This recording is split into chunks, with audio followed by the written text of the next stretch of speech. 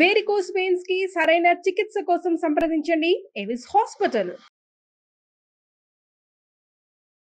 నమస్తే, welcome to Suman TV. నేను విష్ణు. ప్రస్తుతంతో పాటు stock market trader and investor Krish ఉన్నారు. వారితో మాట్లాడదాం. నమస్తే క్రిష్. నమస్తే Vishnu. Krish, welcome to Suman TV. Thank you so much for your time. చాలా రైట్ టైంలో వచ్చారు సుమన్ టీవీకి. ఎందుకంటే మై ప్లెజర్. మార్కెట్ లో చాలా పెద్ద పెద్ద బ్లడ్ బాతులు, ఫ్లక్చువేషన్స్, వాలటాలిటీ జరుగుతున్న టైంలో, అది కూడా అదాని ఇష్యూ బాగా ఇప్పుడు హాట్ కేక్ గా నడుస్తుంది మార్కెట్ లో. ఒక్కసారి అదాని ఇష్యూ గురించి కొంచెం ఇండెప్త్ గా మాట్లాడుకుందాము. రైట్. 2023 జనవరి ఫిబ్రవరిలో హిండెన్బర్గ్ సంబంధించిన ఆరోపణలు వచ్చిన తర్వాత అదానికి సంబంధించిన బిజినెస్ ఎంపైర్ అంతా కూడా చాలా పెద్ద ఎత్తున కొలాప్స్ అయింది. సో అదొక 6 months పాటు అదానిని ఇబ్బంది పెట్టింది. దాని తర్వాత 2023 డిసెంబర్లో యుఎస్ కోర్టు కూడా క్లీన్ చిట్ ఇవ్వడంతో సో అక్కడి నుంచి కొంత సెట్ బ్యాక్ రెజ్యూమ్ అయిపోయింది అదాని స్టాక్స్ కి సంబంధించిన గ్రోత్ కూడా. సో ఇప్పుడు మళ్ళీ కొత్తగా లేటెస్ట్ గా 2024 నవంబర్లో మళ్ళీ యుఎస్ లో అదాని పైన నేర అభియోగాలు నమోదు కావడంతో కూడా మళ్ళీ ఒక్కసారిగా అదానికి సంబంధించిన వ్యాపార సామ్రాజ్యం అంతా అతలాకుతలం అయిపోతుంది. ఎందుకు అదానిని కష్టాలు మళ్ళీ మొదలు పెట్టాయంటారు? ఎందుకు మళ్ళీ అదానికి కష్టాలు వెంటాడుతున్నాయంటారు? అసలు ఏం జరుగుతోంది అదాని వెనక, అదాని గ్రూప్ వెనక? కష్టాలు వెంటాడే అంటే కూడా మోస్ట్ ఆఫ్ ద టైమ్స్ ఎవరైతే సక్సెస్ఫుల్ బిజినెస్ మ్యాన్ ఉన్నారో ఆబ్వియస్లీ హేట్ రేటెడ్ అనేది ఎక్కువ ఉంటుంది. ఓకే. ఈవెన్ మీరు ముఖేష్ అంబానీ తీసుకున్నా సరే, some people you might heard about it, always Mukesh Ambani doing something different which is not the other people are doing. So same like Adani. కాకపోతే ఏంటంటే మనకి గవర్నమెంట్ అనేది 2014 లో చేంజ్ అయిన దగ్గర నుంచి ఈయన మీద ఎలిగేషన్స్ అనేవి ఎక్కువ రావడం మనం రెగ్యులర్ గా చూస్తుంటాం. సో ఇది మేజర్ ఒక కన్సర్న్. అయితే మనం అదాని ఈ ప్రాబ్ ఎలిగేషన్స్ స్టాక్ ప్రైస్ ఎప్పుడైతే ఒక పీక్ నుంచి రైజ్ అవడం మొదలు పెట్టినాయో, దీనికంటే 2023 కంటే ముందుకు కూడా 2022లో ఒకసారి తీసుకుంటే మనం మనకి ఈ ఇష్యూ ఒకటి ఫిజిల్ అవుట్ అయింది. అదానీ కంపెనీస్లో మారిషస్ నుంచి కొన్ని ఫండ్స్ 90 to 95% ఇన్వెస్ట్మెంట్స్ వాళ్ళు ఓన్లీ అదానీలోనే ఉన్నాయని, ఈ ఫండ్స్ అన్ని అదానీ ఆఫ్షోర్ అకౌంట్స్ నుంచి బయటకు తీసుకొచ్చి ఇన్వెస్ట్మెంట్ చేయించారని చెప్పి, దాంతోపాటు సెబీ కూడా చాలా సెబీలో ఉన్న బోర్డు మెంబర్స్ కూడా కొంతమంది ఇన్వాల్వ్ అయి ఉన్నారని చెప్పి కొంత న్యూస్ నడిచింది. దాంతోపాటు మనకి అదే టైంలో ఈ చిన్న ఇష్యూ జరుగుతుంది. సుచితా దళాల్ మీరు వినే ఉంటారు. హర్షద్ మెహతా టైంలో ఎవరైతే స్కామ్ ను బయట పెట్టారు, ఆవిడ ఆ టైంలో మనం చూసాం. ఇలాంటి ఒక ఇష్యూ జరుగుతున్నప్పుడు మన బోర్డ్ ఆఫ్ రెగ్యులేటరీస్ ఏం చేస్తున్నాయి అని చెప్పి ఆవిడ క్వశ్చన్ చేసినప్పుడు వాళ్ళు బయటకు వచ్చి అబేబే అలాంటిది ఏం లేదని చెప్పి, నెక్స్ట్ డే ఆవిడ వచ్చి వాళ్ళ అకౌంట్స్ అన్ని ఫ్రీజ్ అయినాయి ఎన్ఎస్డిఎల్ అని చెప్పి ఒకటి చెప్పారు. తర్వాత రోజు మళ్ళీ ఎన్ఎస్డిఎల్ చైర్మన్ వచ్చి మళ్ళీ క్లారిఫికేషన్ ఇవ్వడం, సెబీ వచ్చి క్లారిఫికేషన్ ఇవ్వడం, దాని తర్వాత అదాని వాళ్ళ మీద ఇలా కేసు ఫైల్ అయిందని చెప్పి వీళ్ళు చెప్పడం, దాని తర్వాత మళ్ళీ అదాని వచ్చి వాళ్ళు క్లారిఫికేషన్ ఇవ్వడం. సో ఇది నెవర్ ఎండింగ్ ప్రాసెస్ లా మనకి లాస్ట్ 3 years నుంచి నడుస్తూనే ఉంది. సో తర్వాత 2023లో మనం చూసాం హిండెన్బర్గ్ రిపోర్ట్ వచ్చింది. ఇప్పుడు ప్రజెంట్ అగైన్ ఎస్ఈసి దగ్గర నుంచి ప్రాబ్ ఎలిగేషన్స్ వస్తున్నాయి. సమ్ స్టేట్ గవర్నమెంట్స్ కూడా ఇన్వాల్వ్ అయి ఉన్నాయని చెప్పి. సో ఇది హాట్ ట్రెండింగ్ టాపిక్ అవుతుంది. సో అయితే ఇప్పుడు అంటే యుఎస్ నుంచి ఈసారి ఈ ఎలిగేషన్స్ వస్తున్నాయి. ఏంటి అసలు తన కొత్త కంపెనీస్ కి సంబంధించి కొంత లంచాలు ఇవ్వజూపారంటూ కూడా అమెరికాలో అక్కడి నుంచి న్యూస్ రావడం జరిగింది. ఏంటి, ఏ కంపెనీ స్టార్ట్ చేయడానికి తను లంచాలు ఇవ్వాలని చూసారు? అసలు ఏంటి? ఇవి కంపెనీ స్టార్ట్ చేయడం కంటే కూడా వాళ్ళు they are always focusing on the fund raising. Fund raising part లో వెళ్తే మనకి వాళ్ళు ఏదైతే బాండ్స్ ఇష్యూ చేశారో న్యూలీ వచ్చిన కంపెనీస్ లో, వాళ్ళన్ని ఫాల్స్ ప్రామిసెస్ చేసి ఈ ఫండ్ రైజింగ్ అనేది ఎక్కువగా చేశారని చెప్పేసి అలిగేషన్స్ నడుస్తుంది. దీని ఇన్ బిట్వీన్ ఏంటంటే మనకి మన 2 తెలుగు రాష్ట్రాలు and at the same time central government కూడా కొన్ని స్టేట్స్ ద్వారా ఇన్వాల్వ్ అయిందని చెప్పి ప్రాబ్ ఎలిగేషన్స్ నడుస్తున్నాయి. బట్ యాక్చువల్గా ఆయన బిజినెస్ సైజ్ తో మనం ఎప్పుడైతే కంపేర్ చేస్తామో, ఈ వీళ్ళు చెప్తున్న ఎలిగేషన్ ఏదైతే ఉందో $265 million. సో ఇండియన్ కరెన్సీలో it will be around 2,500 crores of something. So not more then. అది అసలు కంపేర్ టు చేస్తే ఏంటంటే అది పెద్ద ఇష్యూ కానే కాదు. You can easily sort out that. ఇది పాజిటివ్ ఆస్పెక్ట్ లో. సో నెగిటివ్ ఆస్పెక్ట్స్ లోకి వెళ్తే ఇన్వెస్టర్ పాయింట్ ఆఫ్ వ్యూలో తీసుకుందాం అనుకున్నాం. మీరు ఇన్వెస్ట్మెంట్ చేస్తున్నారు, లైక్ అదాని స్టాక్స్ కాకుండా నార్మల్ మార్కెట్ని తీసుకున్నారు అనుకున్నాం. మనం మార్కెట్లోకి వచ్చిన ప్రతి ఒక్కళ్ళు చేసేది ఏంటంటే ట్రెండింగ్ లో ఏదైతే ఉంటుందో దాని వెంట పడతారు. అది ఇన్వెస్ట్మెంట్ కానీ లేకపోతే ట్రేడింగ్ కానీ. మనం ఎప్పుడైనా సరే ఇన్వెస్ట్మెంట్ చేస్తున్నామంటే ఫస్ట్ ఆఫ్ ఆల్ మన ప్రతి ఒక్కళ్ళు యాజ్ ఎ లేమెన్ గా మాట్లాడుకోకుండా ఒక ప్రొఫెషనల్ గా మాట్లాడుకుంటే, ప్రొఫెషన్ ఎప్పుడు కూడా he's always check about his their credibility. అదే ఒక లేమెన్ తీసుకున్నారనుకోండి, నాకు చుట్టూ కనబడుతుంది, సో నేను వెళ్ళి బ్లైండ్గా బై చేసేస్తాను. వాల్యుయేషన్ పర్సెప్షన్ అనేది ఇంకోటి తీసుకోవాలి మనం. ఇవి చాలా మందికి తెలియని విషయాలు. సో వాటి గురించి మనం కొంచెం డీప్గా డిస్కస్ చేద్దాం. సో అయితే ఇప్పుడు అదాని స్టాక్స్ ఆల్మోస్ట్ ఒక్కొక్క ఇండివిజువల్ స్టాక్ పాయింట్ ఆఫ్ వ్యూలో చేస్తే ఒక్కొక్కటి 10 to 20% ఫాల్ అయిపోయింది.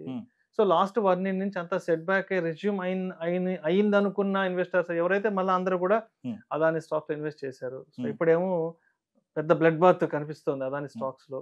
ఏంటి ఇప్పుడు ఇన్వెస్టర్స్ పాయింట్ ఆఫ్ వ్యూ నుంచి దీన్ని ఏ విధంగా తీసుకోవాలంటారు? సో మనం పర్సంటేజ్ వైజ్ తీసుకుందాం విష్ణు. నిఫ్టీ తీసుకుంటే మనకు ఆల్రెడీ మోర్ దెన్ 10% కరెక్ట్ అయింది.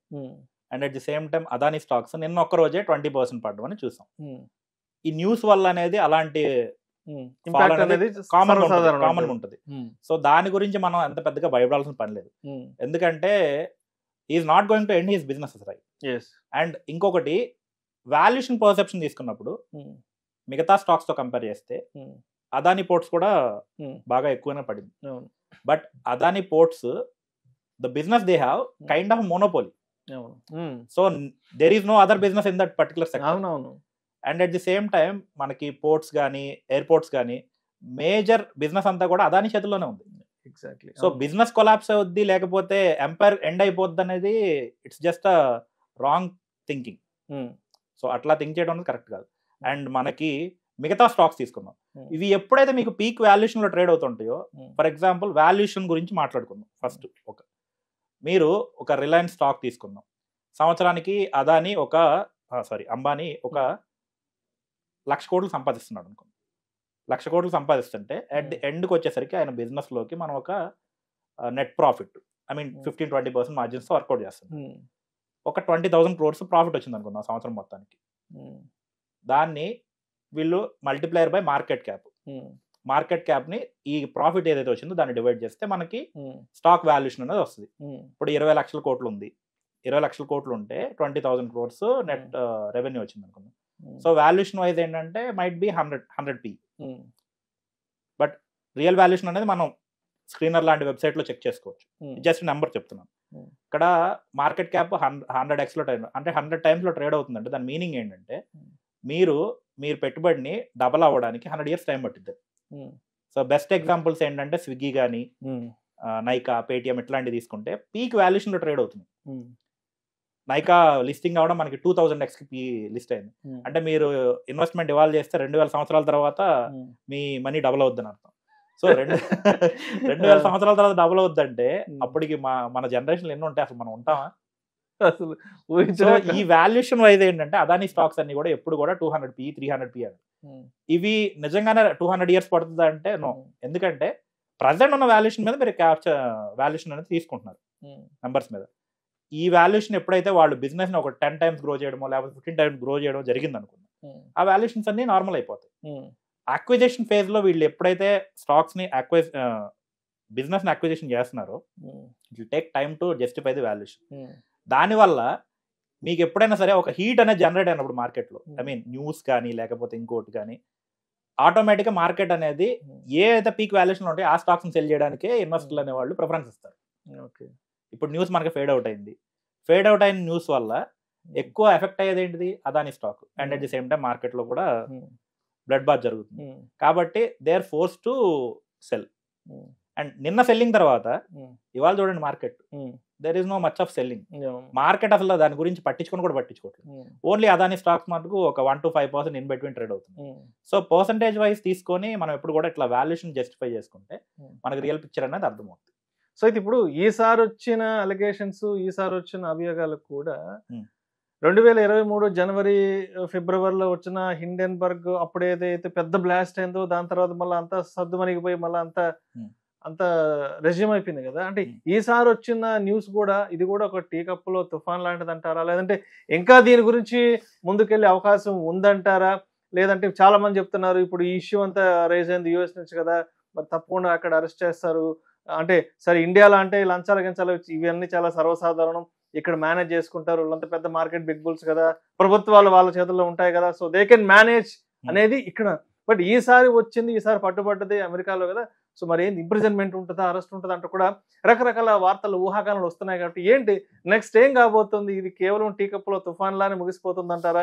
ఇంకా పెద్ద ఎలిగేషన్ అయ్యి కొంత మార్కెట్ దలాల్ స్ట్రీట్ లో ఏదైనా పెద్ద ఒక సునామీ క్రియేట్ చేస్తుందంటారా? టీకప్ లో తుఫాన్ లాగే ఎండ్ అయిపోవడానికి పాసిబిలిటీస్ ఎక్కువ ఉన్నాయి. ఎందుకంటే లీగల్ పాయింట్స్ గురించి మాట్లాడుకుంటే I'm not a legal advice.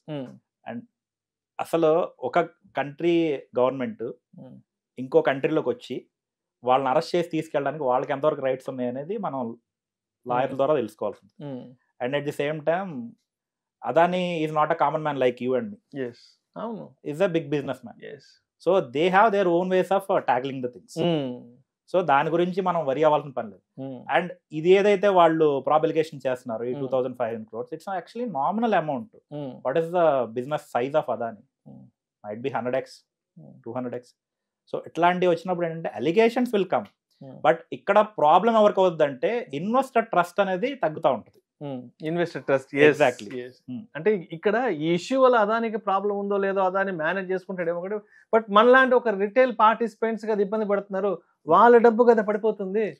వాళ్ళ డబ్బు కదా పడిపోతుందంటే మీరు ప్రాపర్ రీసెర్చ్ చేయకుండా ఒక నెగిటివ్ న్యూస్ అనేది కంటిన్యూస్ గా మీకు కీప్ ఆన్ బిజినెస్ లో వస్తున్నప్పుడు why you have to go and invest? Why you should have to do that? ఈ క్వశ్చన్ అనేది మనకు సెల్ఫ్ గా వేసుకోవాలి. మీకు ఒక రిటర్న్ ఒక ఇయర్లో రీటైల్ మైండ్ సెట్ కూడా మనం ఇది ఒకసారి అర్థం చేసుకోవాలి. మనకి ఒక ఇయర్లో ఫస్ట్ ఆఫ్ ఆల్ ఎంత రిటర్న్ జనరేట్ చేయొచ్చు మన ఇన్వెస్ట్మెంట్ మీద? ఫర్ ఎగ్జాంపుల్ మన దగ్గర 1,00,000 రూపాయలు ఉంది. 1,00,000 రూపాయలు ఉంటే మీరు చాలా ఇవి ఫైనాన్షియల్ ప్లానింగ్ వీడియోస్ చాలా చేస్తున్నారు. 1,00,000 రూపాయలు ఉంటే ఈ 1,00,000 తీసుకెళ్ళి మనం బ్యాంక్ లో పెట్టాం అనుకుందాం, మనకి ఎంత రిటర్న్ వస్తుంది? మామూలుగా 6% 7% అంతే. పావుల వడ్డీ అంతే. తర్వాత గోల్డ్ కొనుక్కున్నాం అనుకుందాం, అంతే 7-8%. ఇది మనం ఓవర్ లాంగ్ టర్మ్ హోల్డ్ చేస్తే. అండ్ గోల్డ్ కూడా మనం ఫిజికల్ గోల్డ్ కాకుండా ఫిజికల్ గోల్డ్ లో ఆర్నమెంట్స్ కొన్నాం అనుకున్నాం. ఆర్నమెంట్స్ కొంటే బై డిఫాల్ట్ 20% కట్ అయిపోద్ది. అవును. ఎందుకంటే వాళ్ళు జిఎస్టీ మేకింగ్ చార్జెస్ ఇవన్నీ వేసి 20% బై డిఫాల్ట్ మన చేతికి రాదు. అండ్ తర్వాత రియల్ ఎస్టేట్ తీసుకున్నాం.